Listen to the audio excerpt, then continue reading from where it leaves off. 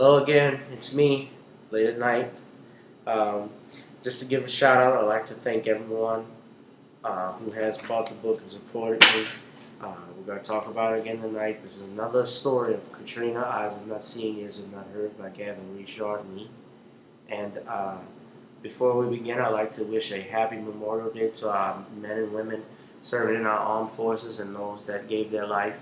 Um, in particular, it's special for my grandfather and both of my grandfathers, one who's passed, but one who I'm blessed to still have, uh, for Arthur Duplessis and Anatole Richard.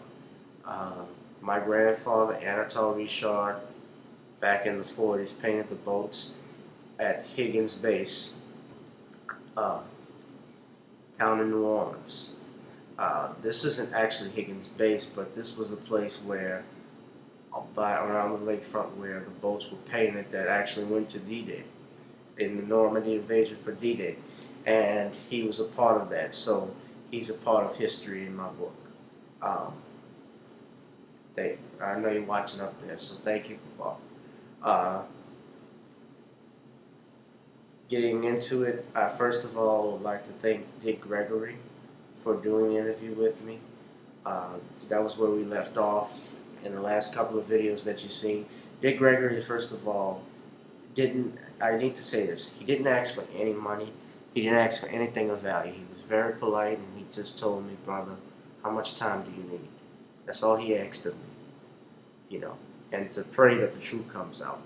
He asked me to tell 10 people every night, or every time at 12 o'clock, even in the day, just praying to God and ask that the truth comes out. Not that there was a conspiracy, not that there was no conspiracy, but just the whole truth. And I think that's what's missing in this world today, is the whole truth. We don't have the whole truth about what happened, not only in New Orleans, but also now with the oil spill.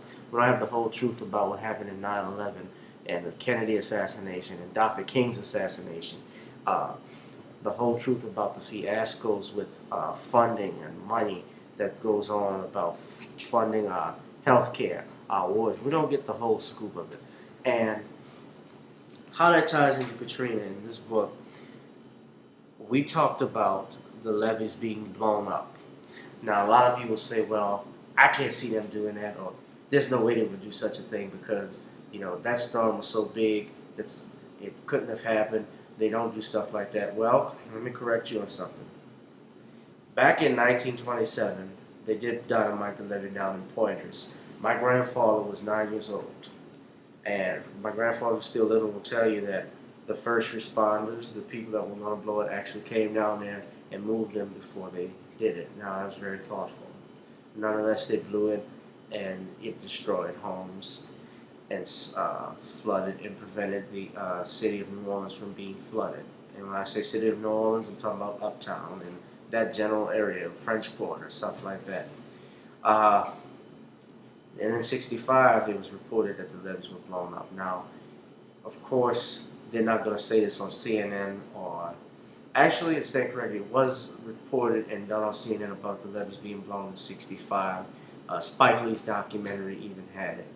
Though a lot of people say, oh, I don't think that happened either. I've had people and talked to people that were there that said it did happen, and that I can't prove this for certain, but they said the mayor at the time admitted on his deathbed that it did happen. Now, I don't have proof of that.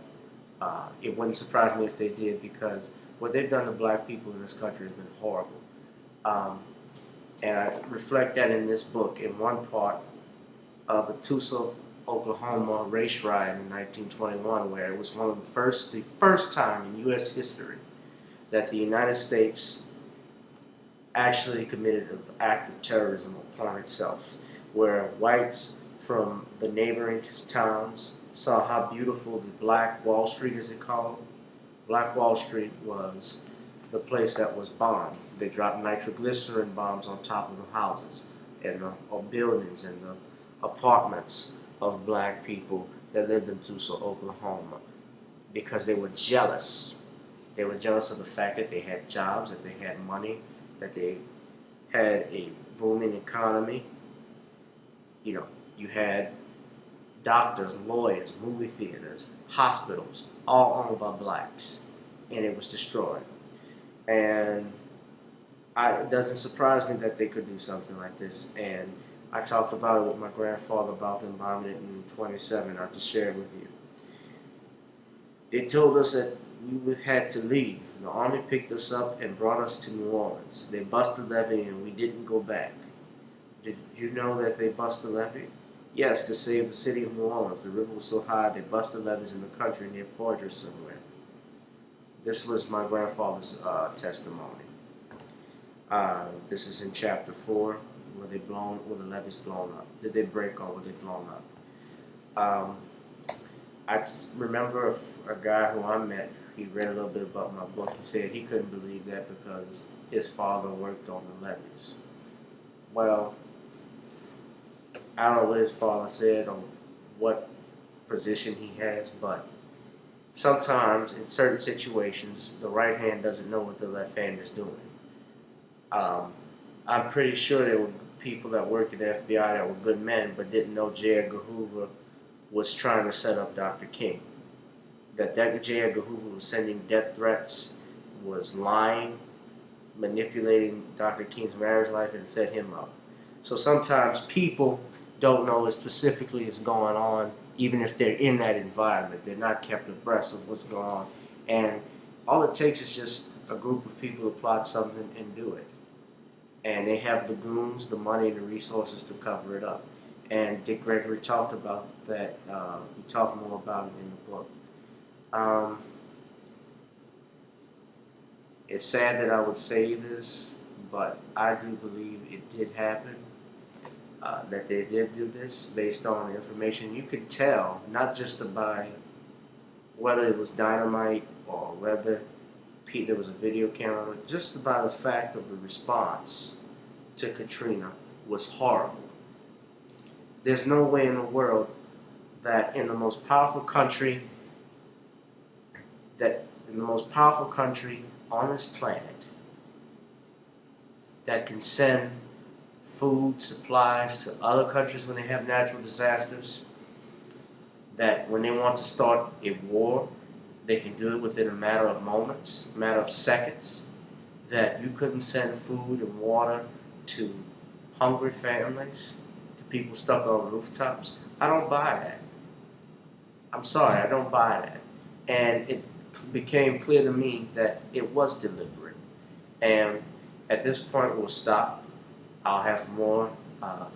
I will read more of Dick Gregory's testimony as we went about the levees being blown up.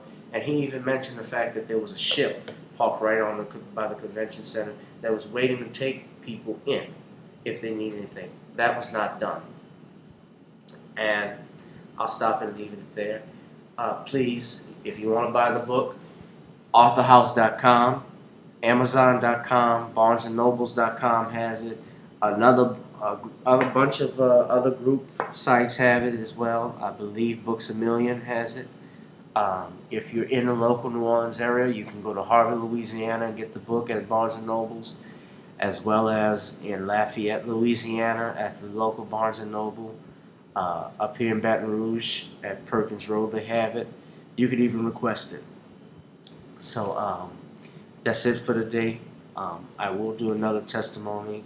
I may even do one tomorrow. Probably continue off where Dick Gregory started. Thank y'all.